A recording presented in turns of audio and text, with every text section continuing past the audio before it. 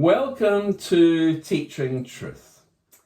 Home of the prime meridian of the world, the Royal Observatory in Greenwich is the site from where we get what we know as Greenwich Mean Time, GMT.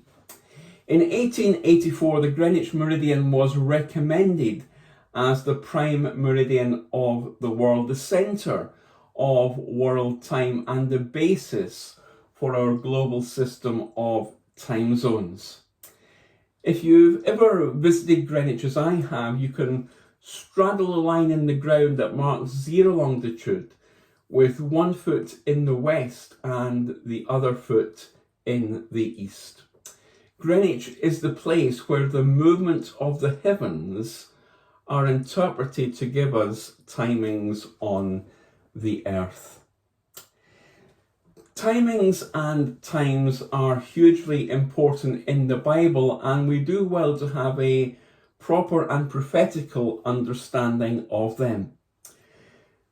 Any student of church history will tell you that roughly every 500 years a significant shift takes place. Every 5 centuries or so, God's purposes on earth seem to haul us into a new age, slowly charting a new course on the seas of history.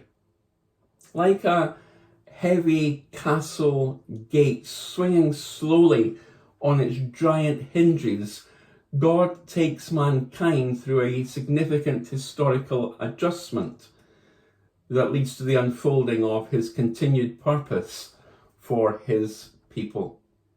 It was 500 years from Noah and the flood to Abraham and his family. 500 years from the exile and the great turmoil at the time to Jesus himself and the birth of the early church. In AD 476, the Roman Empire declined before the advent of the Dark Ages. And at the end of the Dark Ages in 1587 AD, around about 500 years ago, was birthed the Reformation with Martin Luther. New eras in the past and significant changes have been accompanied by significant global events like floods, invasions, plagues, wars, and so on and so forth. All that to say this, that in setting a historical and prophetical context for the pool of Daniel 7 before we dive into it, is that we need to have a biblical and prophetical understanding of the times not only in which we live, but against the backcloth of the times of history and the moving of God throughout them. We are, I believe, at a defining point in history, and dare I say it, the church.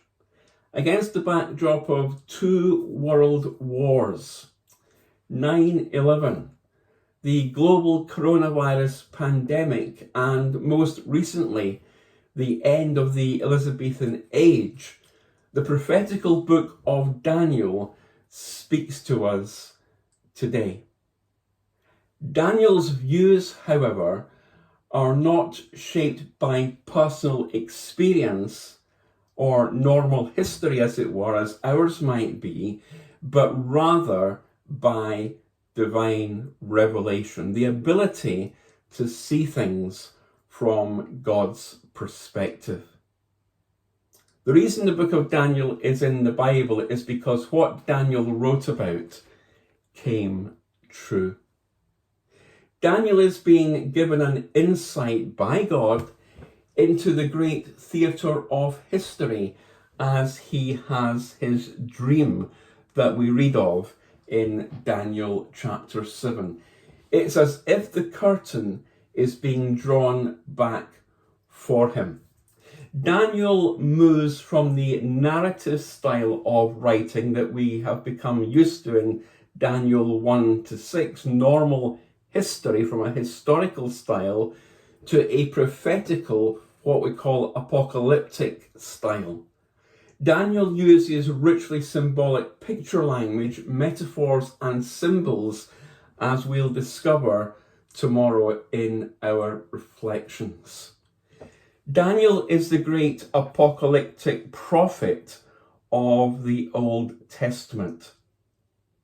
His prophecies, Daniel's prophecies, deal with world empires and particularly the times of the Gentiles. Remember, Daniel was a Jew.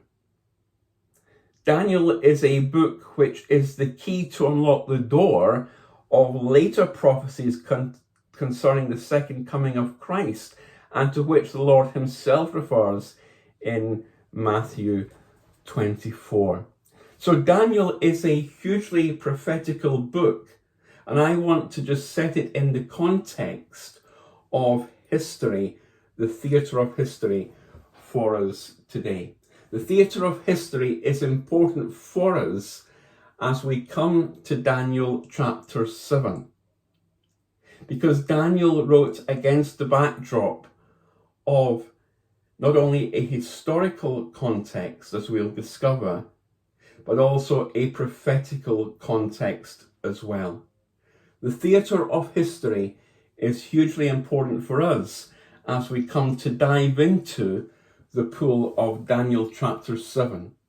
As it were, draw back the curtains to discover not only what God said to Daniel, but what God, even today, may wish to say to us.